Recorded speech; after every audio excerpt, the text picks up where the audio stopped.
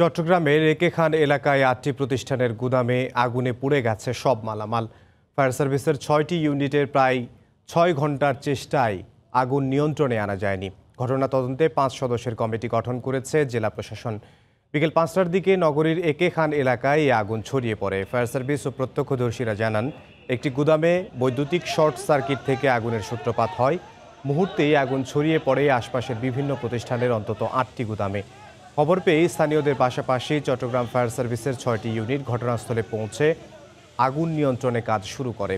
ভেতরে তুলা ও প্লাস্টিক জাতীয় বস্তু থাকায় আগুন নিয়ন্ত্রণে বেগ পেতে হচ্ছে।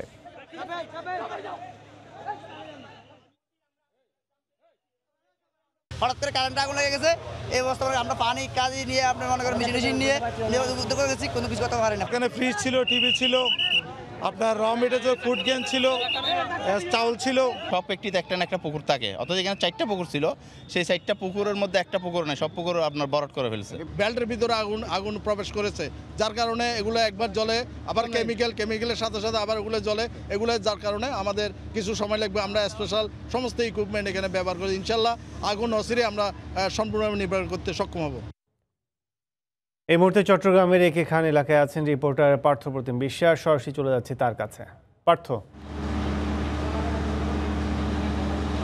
ধন্যবাদ কাজল। ৬ ঘন্টা অতিবাহিত হলেও এখনও পর্যন্ত চট্টগ্রামের গোডাউনে যে অগ্নিকাণ্ডের ঘটনা ঘটেছে তা কিন্তু পুরোপুরি নিয়ন্ত্রণে আনা সম্ভব হয়নি। আমরা দেখেছি বেশ কয়েকটি জায়গার আগুন নিয়ন্ত্রণে আসলেও শুধুমাত্র একটি জায়গার যে জায়গায় তুলা ছিল সেই জায়গার আগুনটি এখনও নিয়ন্ত্রণে আনা সম্ভব হয়নি।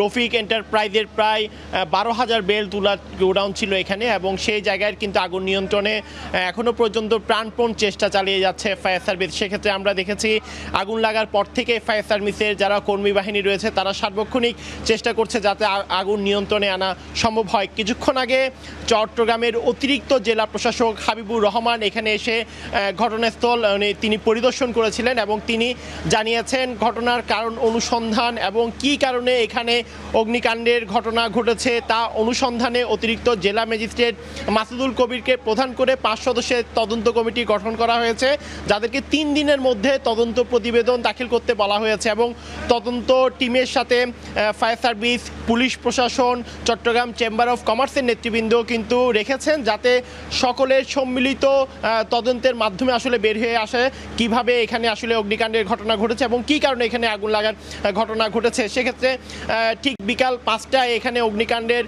ঘটনা ঘটেছে এই চট্টগ্রামের একে খান এলাকায়। এখানে যে গোডাউনটি আছে এখানে প্রায় বেশ কয়েকটি প্রতিষ্ঠানের এখানে মালামাল ছিল, বিশেষ করে RFL এর, এছাড়া অন্যান্য যে প্রতিষ্ঠান রয়েছে রফিক এন্টারপ্রাইজ, সবারই কিন্তু প্রচুর মালামাল এখানে ছিল। এবং তাদের কর্মকর্তারা আমাদেরকে যেমনটি জানিয়েছে প্রায় কোটি কোটি টাকার মালামাল এখানে কিন্তু পুড়ে একেবারে ছাই হয়ে গেছে, যেমনটি আমরাও দেখেছি।